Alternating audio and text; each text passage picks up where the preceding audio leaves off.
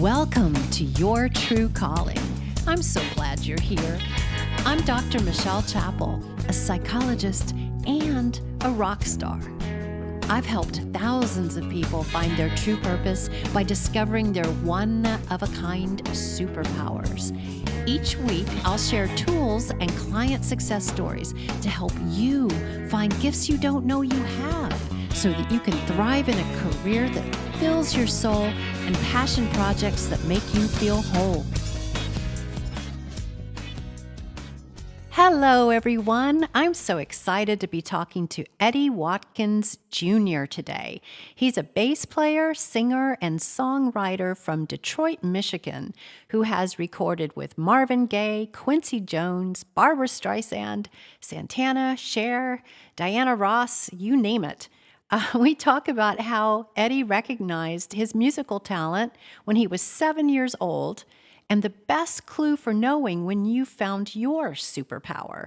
We also cover how Eddie became a premier A-list session bass player for Motown, but success and the fast life led him to substance abuse, recovery, and a spiritual search for deeper meaning in life. Hitting bottom can be a wonderful opportunity to answer your greater calling and be your best self. And Eddie is doing just that. On June 13th, he kicks off his Peace on Earth tour to help unify our nation. Let's get into it. Hi, Eddie. I'm so happy that you're on my podcast today. Thank you so much for being here. Hi, Michelle. How are you? I'm good. I'm really good. How are you doing? Excellent. Thank you. Well, you're an amazing musician. You're an amazing person. You've had a really interesting life journey. You were born and raised in Michigan, home of Motown. And the reason that we know each other is because I played my own music at the Center of Spiritual Living up in Seattle when you were the music director there. Yes. Yes, and I remember, because I've played in a lot of churches around the country, but I remember thinking, whoa, this guy's really good. He's really, really good. What's up with that? And then I started learning about your Motown background and just really blown away. So again, thank you for being here. Thank you. Yeah. So just for listeners who haven't heard this podcast before, it is designed to help you find a gift that perhaps you are not aware of having. I work with a lot of people who don't know what all their gifts and passions are. And I like to interview people who learned what theirs were early on because it leads you to your true calling. And I think in your case, you've had a couple of callings from the way I Yes. look at it. Yeah, right? Okay. Yeah. Yeah, so I thought I would just ask you some questions about your life journey and just sort of dig in there a little bit. Okay. Sound good with you? Yeah. It's All great. right. When did you first know that you were good at music or that music was calling to you? Do you have a memory of that, or was there a particular instrument? Yes, I do. I well, my grandmother, we called her Big Mama. My grandmother took care of me a lot when I was a child, and I remember once we were at the grocery store. And the Beatles were really popular back then, and there was like a little plastic Beatles guitar. You know how they used to have the little turnstile things that went around, and they have all of these little plastic toys on it. Well, and I begged her for this guitar. I had to have this guitar, and I finally convinced her to buy this guitar for me. It could have been more than a couple of dollars. It was a little plastic guitar, had 4 strings on it, Mhm. but it had Ringo, John, George, and Paul on it. So, you know, Good enough. yeah, so anyway, I got home and I went into my bedroom and I figured out how to tune it. I tuned it in the chord. I mean, not the EADG kind of a thing, but just a regular triad chord. And I just started putting one finger on across the bar and started playing chords. So I figured out that, oh my goodness, I mean, this is really cool. I could actually play songs. And this was the first day that I had it. So my grandmother, she was amazed at this, you know, and she took it upon herself to buy her grandson a piano at 7 years old. Now, Now this is a different story. Big Mama didn't whip out a credit card. She saved her money. She was a cook, and she saved her money, and she bought her grandson a stand-up, the spinet piano. Right, sounded great. And to my amazement, my father knew how to play it. My grandmother, she played piano very well, but she did not play by ear. She could not play anything that wasn't in a hymn book. So that was her thing, you know. But I was amazed at how she could look at a piece of paper and these dots and stuff. And music, she played music. It was amazing to me.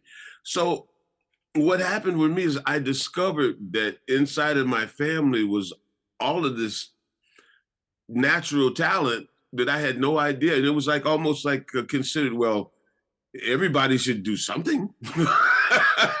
You know, so Right. and my mother sang, my sister sang, you know, but what happened for me is that through the support of my family, I discovered really early that I had a talent that some other kids didn't have.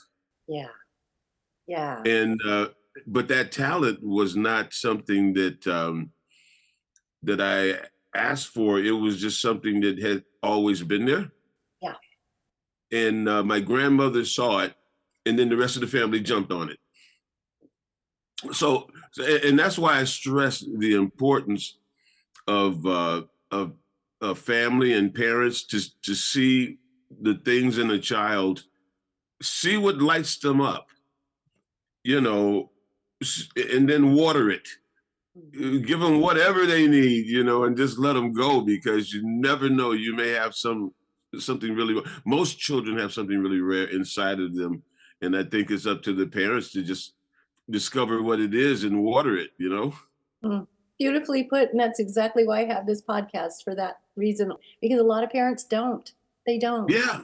I get those people in my workshops. I coach clients to help them find, they feel lost in life. And then often it's because there's something inside them that's always been there that nobody nurtured. So that's beautifully put. Well, you know, Michelle, and another thing, in all fairness, a lot of times parents are so busy trying to put food on the table and keep a roof over their head and clothes on the children. That's why the grandparents are so important, because my grandmother, she gave me that support that, I mean, she noticed. My grandmother really noticed me. You know what I mean? And my parents noticed me, of course, you know, but I was like something for them to support and something for them to do. And some, you know, they were proud of me and everything. But, you know, kids are kids, and our appetites are insatiable. I know. So I mean, that's why it's so important, the grandparents, and to be able to show up for the parents, because it takes a village, you know. Yeah. Yeah. Well, I find it interesting too that you later in life switched to bass guitar. I have it at age 13. Yeah, You 13. switched. So how did you know that bass guitar was the instrument for you? Oh, the bass chose me. Okay, say more about that. The bass chose me and said, "Gotcha." Because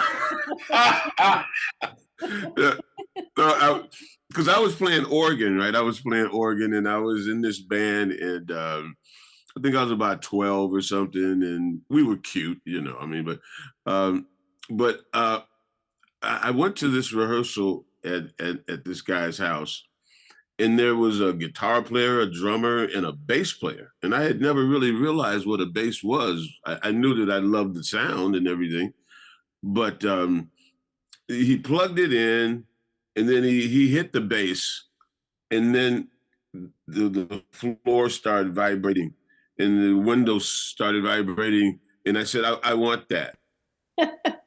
I need that. That's who I am. And that's what it started. And you know, so I went to my dad, and I said, "Dad, you know, I'm going to be a bass player." You know, he says, "Well, that's great, son. You know, I'm sure you can do whatever you need to do." I said, "Well, I'm going to need a bass, Dad." He said, "Well, I'm sure you will." I said, well, I'm going to need some money for the bass. He says, yeah, I would imagine that bass costs money. So the short story of that is he says, we bought you an organ, and what if you want to play sax the next day and drums the next day? So you're on your own, buddy. Good luck. Okay, so you've played a few instruments then. I only played piano, but I felt music, and I think I was just had a knack for it, and so I picked up the bass. I actually bought a bass before I knew how to play it. I got a paper route and sold my organ and bought a bass. I couldn't even drive. My mother had to take me to go get the bass. But I bought the bass, and I tell this story sometimes in my concert. I was a bass player in here because when I heard the bass, I knew that that's what I was put here to do. I was put here to play that instrument. Mhm. I didn't know how to play it, but I would walk to school with my bass just so everybody would know that I was a bass player. Oh, wow. I would go to the lunchroom and I would pull it out, and I had no idea how to play this damn thing, but I would pull it out and I would act like I was playing it. You know. But then, but that's the power of intention. And maybe about 7 years later, I'm playing with Barbara Streisand, and I'm playing with Diana Ross, and I'm playing with Herbie Hancock, and those people, and so that was like the power of intention for me in my life, because like I was so sure that that was mine to do that I just didn't even consider failing at it. That's not possible because it's like a do or die thing. I must play this instrument. I must be good, or I can't live anymore. Wow. Wow. That's very, very inspiring. Did you take lessons though, or how did you learn it? Well, my this is what saved my life. My grandmother forced me to take piano lessons against my will, totally, because I played by ear, and I had everything that a kid could want. I was popular. I lived in Detroit. I would play the piano. Kids would gather around my window. I had a bodyguard. I was the cat. So why do I need to take piano lessons? I know everything I need to know. So, but what my grandmother said is like, she says like, shut up. And her point was that, okay, that's fine around here in the ghetto. That's good. But if you learn how to read music, you can play with anybody, anywhere in the world, anytime, because it's all the same language, And I said, but what else is there but, Detroit?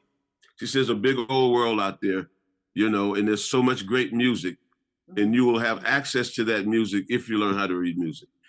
And that was the most profound thing that happened to me in my musical career, because they forced me to take music. This is what I would do. My piano teacher would come over, and I'd ask her to play the lesson for me before she left. I would memorize it, right? And then when she came back the next week, I had it down. I didn't have to read it. I memorized it, So this went on for about a year. And I got to tell you, when they finally caught up with me, I was in big trouble. I got in big trouble behind that one, But fortunately, what happened was, after some convincing from my father, I buckled down and I learned how to read music. And what happened was, when I finally had an opportunity to play bass in the studio, there wasn't much I couldn't read, because I was reading piano music. So now just to read the bass part was pretty simple, I just had to learn the fingering and everything. And, but that's how it started for me. So at age 17, I was playing for Motown, recording for the Temptations. I know. I was reading your biography last night. I was so impressed with that. That is so wonderful. What was that like for you? Did you feel like you fit in, or were you nervous at all? Or did you just know, yeah, this is it for me? Well, Michelle, to be honest, what happened for me is that there were a lot of men in my life when I was a youngster that that that gave me opportunities and shared things with me. Like my junior high school music teacher, he was a saxophone player in the Motown band, right? So I'm 13 years old, and he's taking me to a Motown review, and I'm sitting backstage, and I'm watching Diana Ross and Stevie Wonder and Marvin Gaye, the Temptations, Gladys Knight and the Pips, on and on and on and on. This is Motown, right? And he's playing in the band. So I got a chance to listen to these great musicians and these acts when I was like 13 and 14 years old. Life changing, life changing. And the thing that really pushed me over the edge was James Brown came to town, and he was in a place called Cobo Hall in downtown Detroit. I was my parents forbid me to go. I snuck out of the house, and took the bus into downtown Detroit. Didn't have a ticket, didn't even know how to got in through the back, through the cargo area, right? And then I ended up center stage at Cobo Hall watching James Brown and the Fabulous Flames. Life changing, life changing. I'm 13 years old, and I'm watching James Brown. I'm right in the center of the stage, and then he was doing "Please, Please, Please," where he takes the cape. I was right at the center stage, and then people start rushing the stage, and I said, "This is my life. This is what I need to do. This is what I'm here for."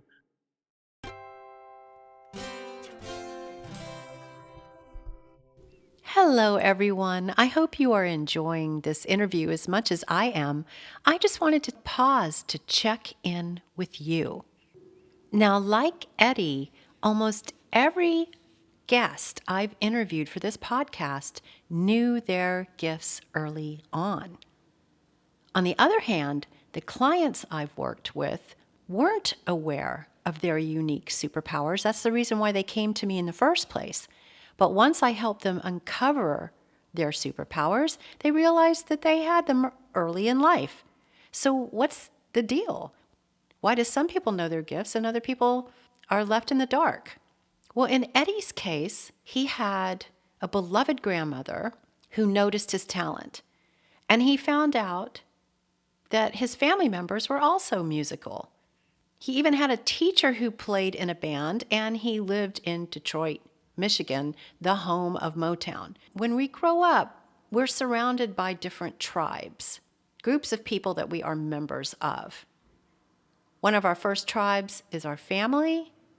Another early tribe is the schools that we go to, and then the hometown that we grow up in. Well, in Eddie's case, he grew up in a family of musicians, so he belonged to that tribe. Check, big green check. And even his teacher played music, so big green check. And of course, he grew up in Motown, so he was in the right town at the right time. He found his tribe, his people, right away. Now, in my case, I was also musical early in life. I used to go up to pianos and play them as if I was classically trained when I was 5 years old. Now, my parents, my family, they never noticed. And when I looked at them, I didn't see anybody who was particularly musical. They were mostly visual artists. So as far as the family tribe was concerned, I got a big red X. And then music wasn't really reinforced in my schools, so that was another big red X. So I forgot that I was good at music. I forgot completely about it. But looking back, something that I'm aware of now is that for the hometown tribe, I got a big green check. And that's, I think, partly responsible for me remembering that I was a musician later in life. So I grew up in Atlanta, Georgia. And it turns out that some very great musical artists and bands have come out of Georgia. The Allman Brothers, REM, the B-52s, the Indigo Girls, Sugarland, Little Richard, Ray Charles, Otis Redding, CeeLo Green, Gladys Knight, even Kanye. These were all blueprints for me. And the reason why I'm telling you this is because you also grew up in a family tribe, in a school tribe, in a hometown tribe. And if you found yourself being supported by those groups of people, you probably remember what your gifts are. But if you weren't supported by them or you didn't feel a match, there's a very good chance that you forgot about who you are too, because you didn't fit in. And a lot of us end up taking these special gifts that we have and we stuff them down in the unconscious and we forget about them. That's one of the reasons why you might not know who you are. What the good news is, it's never too late to find out. Now, you may not remember right now what you loved to do early in life, although I bet you anything is going to come back after I ask you some of these other questions. But there are other hints and clues for you to figure out what your superpowers might be. So, one of those questions that I want to ask you is, what comes naturally to you that you may take for granted? Something that you can do really, really easily without even trying, compared to others. So I went on to get a PhD in cognitive psychology at Princeton University, forgetting all about my musical gifts, right? However, while I was there was a woman who gave a talk on music perception.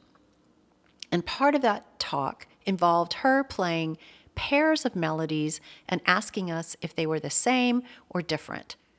La la la la, la la la la. To me, that's easy.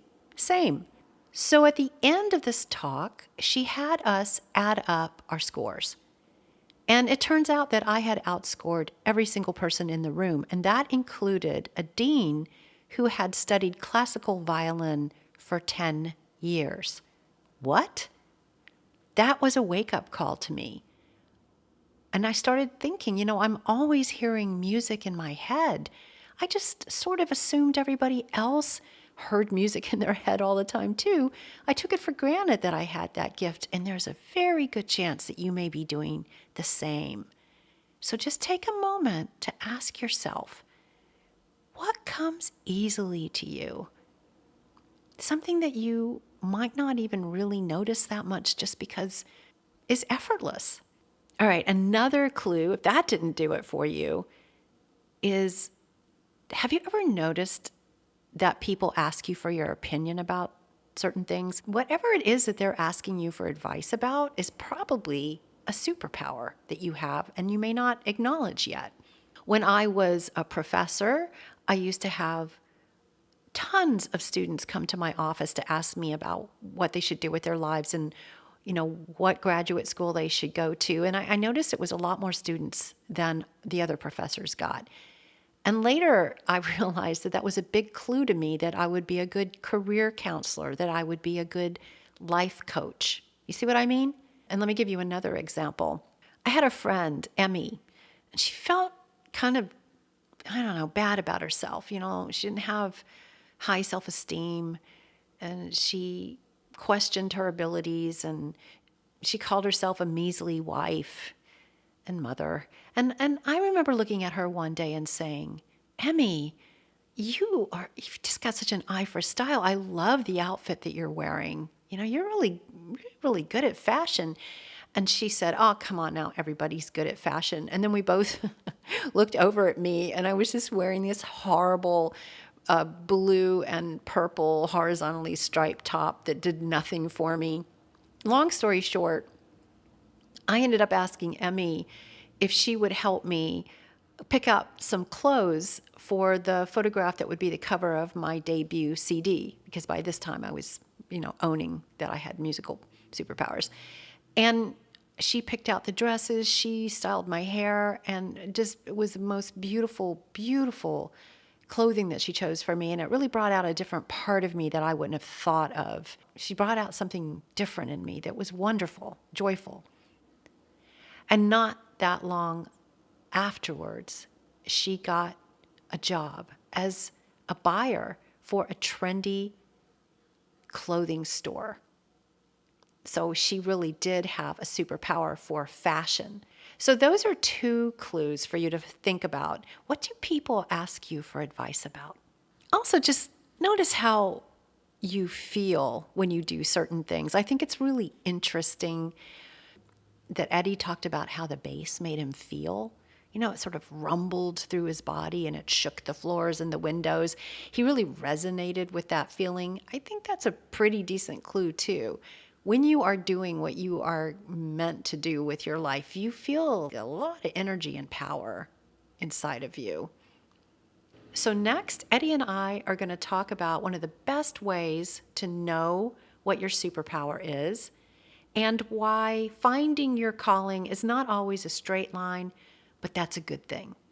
Let's get into it.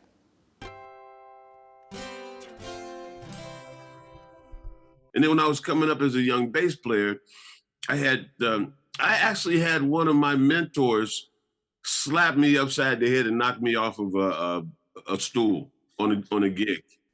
Why? Well, we were playing for Vic Damone. I don't know if you know who Vic Damone is, but he's like an old star and everything. But anyway, we were at this really swanky kind of a nightclub in Detroit in a hotel, and we were playing a song that required we were reading, and this woman walked in, and she had on a fur coat, and you know, and I looked up and I lost my place in the chart, and we were doing like, and I told, and we were talking about like a 16-piece band. Oh, yeah. And he got me the gig, and he said, "Don't mess up." Keep your eye on the music. Right. Yeah. Right. So I'm trying to find my way back, and the next thing I know, I'm on the floor. Mm. And I couldn't believe it. He slapped me upside the head and knocked me off of my stool. Mm. I love that man. You started to have a lot of fame and success, but things sort of took a turn for you after a while because your journey continues from playing with Motown, right? So, can you tell us a little bit about what happened next in your life? Well, I was a very popular bass player in the 70s and 80s in Hollywood, right? Mhm. And there were a lot of things that came along with that. Mhm. A lot of partying. I mean, and I fell into some serious substance abuse, and it was really really bad. And basically, I won't go through the whole story, but it landed me in a place where um, I had to seek help, or I probably would not have made it. Mm. It was that bad. I mean, I'm talking about um, getting up in the morning and sitting in front of the liquor store waiting for it to open. Mm. Mm. That kind of stuff. And this was after I had had a great deal of success in the music business. Right. Right. So like my addiction to alcohol and drugs pretty much led me to New Thought. Yeah. Can you say more about that? So, were you in recovery? Did you have like an awakening or? Yeah, yeah. What happened for me is like I went into recovery just to so I wouldn't lose what I still had. Yeah. I really didn't go to stop. I had it in my mind that, well, if I could just stop long enough later on, I could go back and drink like a gentleman, and do cocaine like a gentleman. you know. But I went in and I learned how to all the catchphrases and know how to look hip, slick, and cool and everything. And then soon as I hit a speed bump, my program fell apart. Mm. Greatest thing that ever happened to me, because when I went back humble, and then I was teachable. Ah. And what happened is, out of that humility, I started to look at how blessed I was to have this talent. Yes. Yes. And something that Big Mama told me years before that, you know, I had her out in Vegas when I was swinging pretty good. I had a nice house and everything. And I was walking my grandmother down the hall and I was showing her my gold and platinum album. Say, look, Big Mama. She said, that real gold? I say, no, they spray that on there, but it's just because, you know, in my mind, it was because your grandson's a big shot now and they give him gold stuff, you know. And then she looked at me and she said, but what you doing for the Lord? Oh, What you doing for the Lord? That's how you got all this here? it's a and, big influence on you. and I said, well, I don't know. She said, well, you better know. You better find out. I said, oh my goodness, Big Mama. Yeah. And see, what's ironic about it is just like the kid that was walking to school and didn't know how to play the bass. You know, Big Mama never saw me play piano in church. She died before I had my awakening. Mm. But Big Mama got the last laugh, didn't she? Because my life is dedicated to this now. I know, and it's you're a great bass player, and you're also a wonderful piano player. And I've seen it all. I've played with you. You are electrifying. You Oh, know, thank you. you electrify. Come on, you know it. Don't you a little bit? You must feel Well, it pouring through you. what I feel is that um, I'm on my purpose. I'm living my purpose. And every time I sing, I'm singing what I want to sing. You know, when I was a bass player, I mean, it was like, you know, you're playing with these big stars and it's fine, it's very good. But my singing, the one, when I feel the best is when I'm praising. When I'm singing, I'm praising God. And that's what it's about for me. And what I feel, the way that I feel about spirit and the way I feel about God in essence, I want to share it. I think I'm here to share that. And that's all I want to do. I just want to share what's been given to me because I believe it's been given to me to pass on. Yeah. You know, I think that these songs, I mean, they come through me, but the purpose of these songs is for you. Yeah. Yeah. When did you start writing songs? When you became part of New Thought, or were you doing that before that?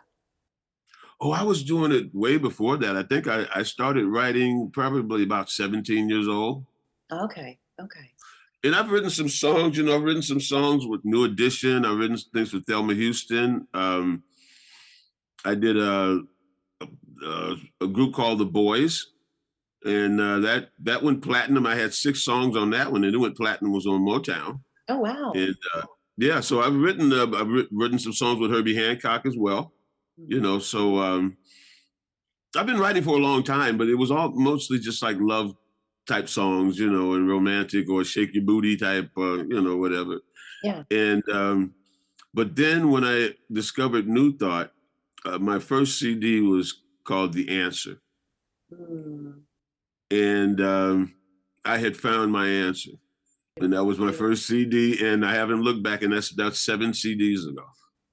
Yeah, and I'm gonna put a link in the show notes to your CDs because I listened to some of them last night. You've got nice little clips there, and it's just wonderful. All of it. It's just so beautiful. Oh, thank you, thank you. Oh, absolutely. And I wanted to make sure that we talk about this tour that you just kicked off on the January 13th and 14th at the Unity of Naples in Florida.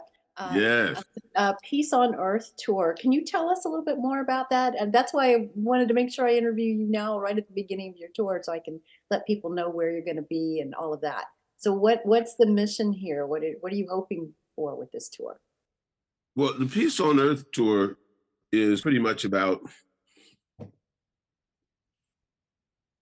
there's a vibration in this country right now, and I think that what we see in the media is a misrepresentation of who we are, and I think that basically the theme of it is uh, let there be peace on earth, and let it begin with me. Yeah. So basically, traveling around the country with that theme in mind, and also my partner Marianne, aka Gabriella, she has actually been making these peace bracelets. And basically what we're going to do is we're going to sell these on tour, and a portion of the proceeds are going to go be donated to the National Hotline for Domestic Violence. So we are traveling, doing a tour, but we're making a statement as well about peace, and let it begin with me. Peace begins in the home. It begins in your neighborhood. And it begins with finding common ground. I wrote a song called Yes, Yes, Yes, because I believe that if you presented certain questions to anyone who has a family, anyone who has a child, anyone who has a grandmother or grandfather, if you present certain questions to them, they would say yes.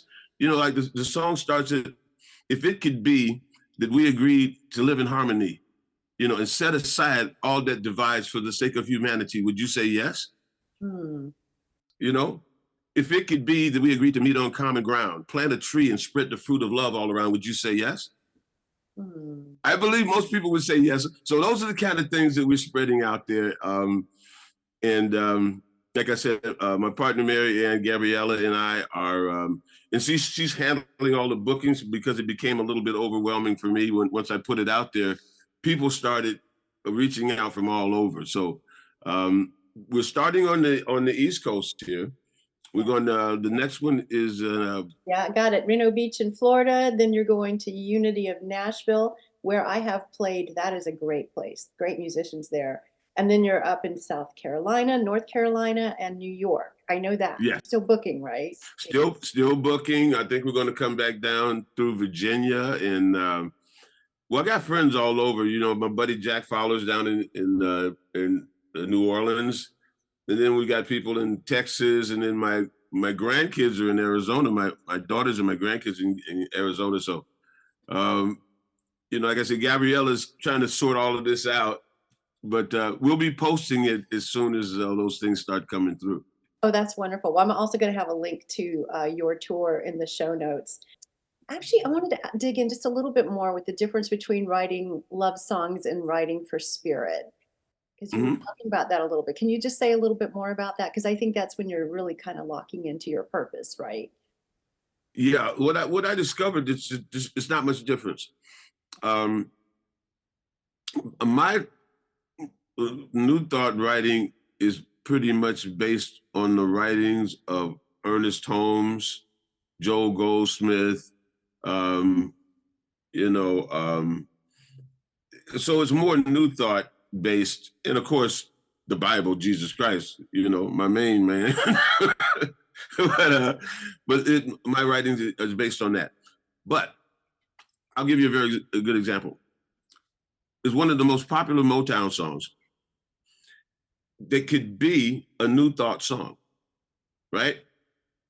Okay, if you feel like you can't go on and all of your hope is gone and your life filled with such confusion till happiness is just an illusion and the world around is tumbling down, reach out for me. I'll be there to give you all the love you need. I'll be there. You can always depend on me. Oh my God. Right? Oh my God. Now I'm hearing that song really differently in my mind. Wow. Yeah. Yeah. When you feel the world has grown cold and you're drifting out all on your own and you need a hand to hold, instead of saying, darling, it's just my child. Reach out. I'll be there. To give you all the love you need. I'll be there. You can always depend on me. So what I've done is I've taken the Motown and I've just taken the beat and just kind of. No, I'm glad you said that, because when I was listening to your music last night, I was thinking it still has a Motown feel to it. I'm hearing it. The background vocals. Right. Got that. It's gospel and R&B pretty much. Yes, that's what I thought. That's really cool. Yeah. You just sort of brought them together. Well, with respect to the listeners, I was just wondering, from your own experience, do you have any advice you could give for finding out what your calling is or finding out what a gift is? I mean, you had some help. You know, your grandmother saw who you were. Yeah. But just, you know, do you have any kind of advice you could give others, like what to find out what their calling is? Well, I don't have any advice, but I do have an observation. Okay. And that observation is whatever you're doing, and time stands still when you're doing it. Like you're doing it and you lose track of time. And it's something positive, of course, that will point you in the direction of what you're called to do.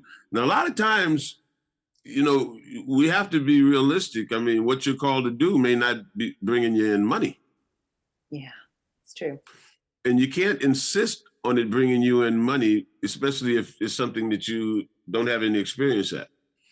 But at the same time, if that's what you're called to do, and this could be anything, it could be playing an instrument, it could be art, it could be writing or whatever you're called to do, just etch out time enough to keep that as a hobby until you get good enough to turn it into something that could produce some income. But there's no need to struggle and suffer. You know what I mean? So, I mean, it's just a matter of moderation and time management and stuff, No, I think that's great advice. That's absolutely true. Time disappears when you're doing something that you're made to do. It is. In my case, I had so many people around me that did so many things. When I was in the studio, I was around great arrangers, great producers, great engineers, all these people. And I was just like a sponge. I would suck off of everybody. Anything. When I was in the studio with Quincy Jones, I mean, I had to have been like really annoying because I stuck to him like I was everything he did. I watched what he said to people, how he said it. I watched every single thing that he did because I thought that I was in the studio with a god. I mean, you know what I'm talking about, because we all are the place where God shows up. But, Quincy Jones was an extraordinary producer and just a genius as far as I'm concerned. And I learned so much. And I only played on one album for him. That's Patty Austin and James Ingram. But I learned so much from him just working with him on that one album. Can you give an example of something you learned from him? Oh, yeah, absolutely. There's so many things, but okay, the song "Baby Come to Me," right? "Baby Come to Me," let me. I don't know if you're familiar with that song, but it was a real popular song back in the, I think, 80s or 90s or something. Anyway, he came in with a chart. No, it had a chart, but we overdubbed it because he recorded part of it in New York with Richard T.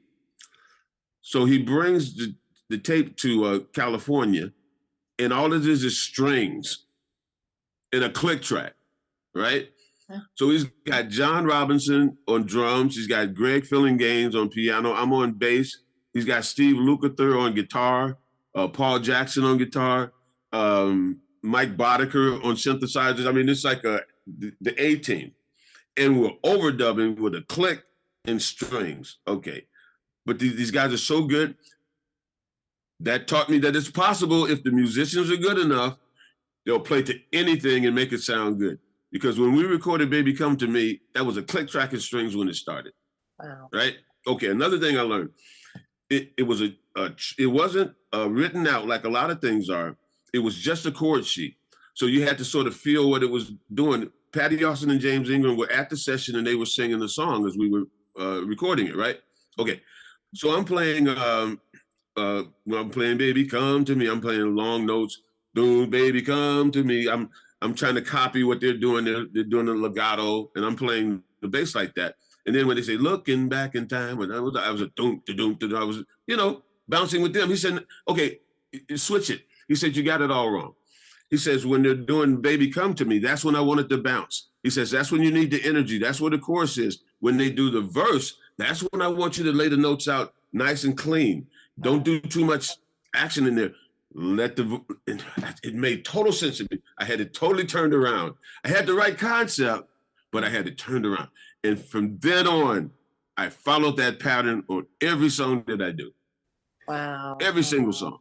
When you're doing the chorus, you bounce it. But when you get to the verse, Right. yeah, yeah, little things like that, you know. So I mean, and there's a lot of other things, but that's what stands out in my mind the most. I love that story. Thank you.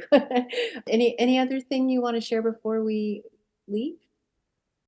Yes, anything, anything is possible when you believe,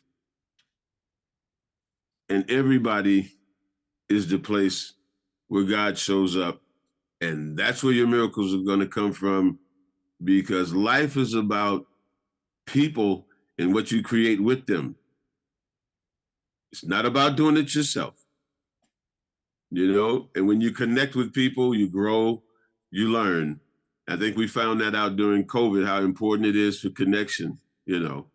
But that's what I have to say. You know, we all in the place where God shows up, and life is about people and what we create with them.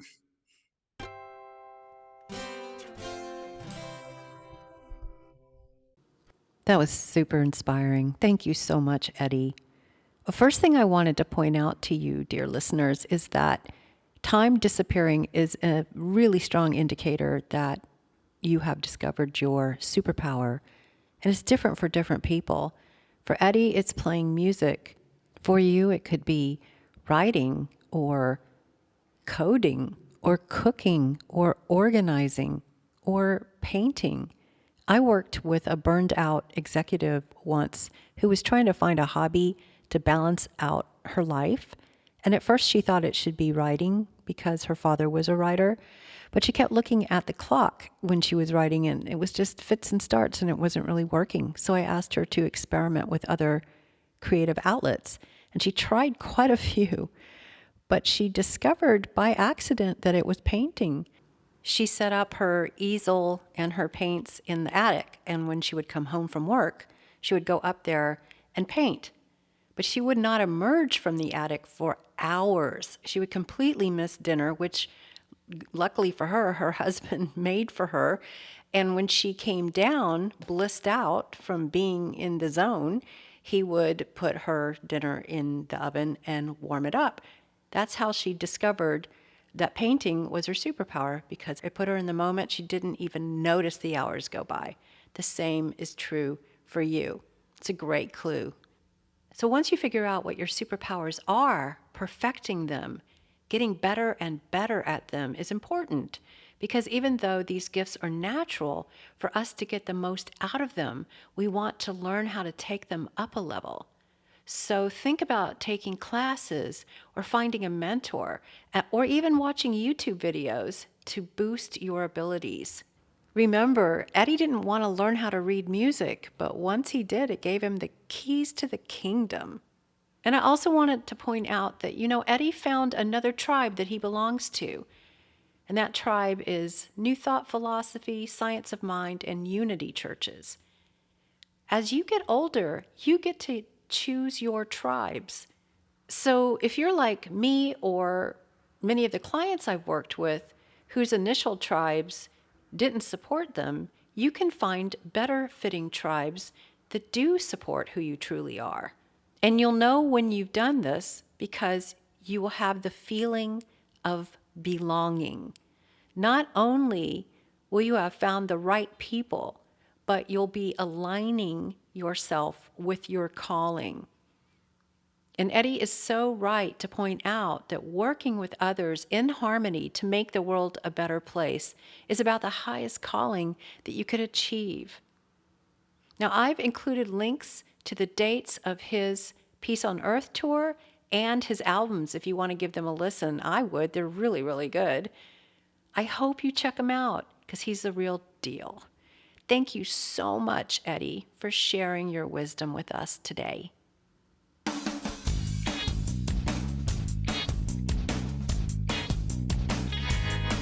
Thank you for listening to Your True Calling. Please leave a review and share it with your friends. From my website, yourtruecalling.org, you can follow me on social media, learn more about my music and my coaching, contact me to find your superpowers live on the air, and help me produce future episodes by funding me on Patreon.